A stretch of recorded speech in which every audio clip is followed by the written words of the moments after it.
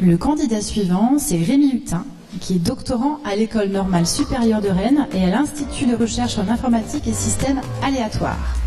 Il travaille sur la compilation et préservation de propriétés de sécurité. Rémi, nous sommes suspendus à ton signal. L'autre jour, je suis arrivé très en retard à un dîner chez des amis. Et à peine arrivé, l'un d'entre eux m'a fait remarquer « Tiens, Rémi, vu l'heure à laquelle tu arrives, je suis persuadé que tu es passé par la rocade et que tu t'es encore retrouvé coincé dans les bouchons. » Eh bien, il avait parfaitement raison. Et ce qu'il a fait, mon ami, c'est qu'il a su déduire, à partir de l'heure à laquelle je suis arrivé, l'itinéraire que j'ai emprunté. Mais ce qui est amusant, c'est que ce raisonnement est exactement celui qui est employé par des pirates informatiques pour mettre au point des attaques redoutables permettant de dérober vos informations confidentielles. Et je vais vous expliquer comment. Pour cela, la première chose à comprendre, c'est qu'un programme informatique, c'est exactement comme un GPS qui guide une voiture sur une route. Un programme informatique est constitué d'une multitude de routes et d'intersections, et c'est ce GPS qui prend la décision de l'itinéraire à suivre en fonction des données qui sont manipulées par le programme. Mais ces données peuvent parfois être des données secrètes, sensibles, comme des mots de passe ou bien des données bancaires, et il convient de les manipuler avec la plus grande précaution. Laissez-moi vous donner un exemple. Un programme informatique, ce GPS, pourrait très bien donner les instructions suivantes. À la prochaine intersection, si votre code de carte bleue commence par le chiffre 3, alors tournez à gauche, et sinon, tournez à droite. Mais ces deux routes, gauche et droite, pourraient avoir des longueurs différentes. Auquel cas, un pirate pourrait uniquement, en chronométrant mon temps de parcours, déduire laquelle de ces deux routes j'ai emprunté. De la même manière que mon ami a su déduire que j'étais passé par la rocade.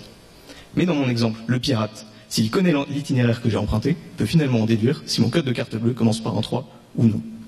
Il s'agit donc là d'une faille de sécurité. Et ce genre d'attaque est réellement redoutable. Mais rassurez-vous, on est capable de s'en protéger.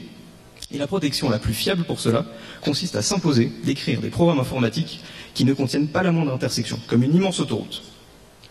En effet, sans intersection, le trajet emprunté sera toujours le même. Aucune chance donc d'appliquer la méthode que je viens de vous expliquer. Et ça, c'est donc ce que font les informaticiens qui programment des algorithmes très sensibles. Ils appliquent la méthode de l'autoroute quand ils écrivent des programmes informatiques avec des langages de programmation. Mais il y a un problème.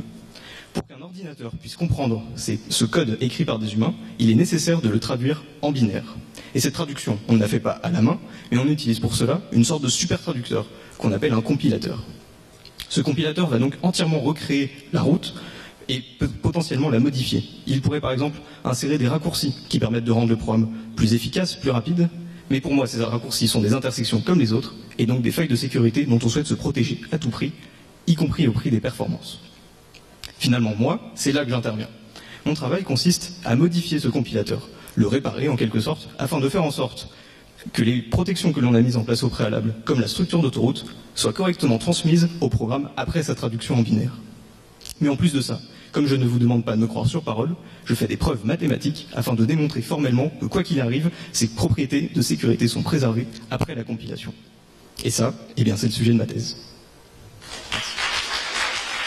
Merci beaucoup, Rémi. Merci.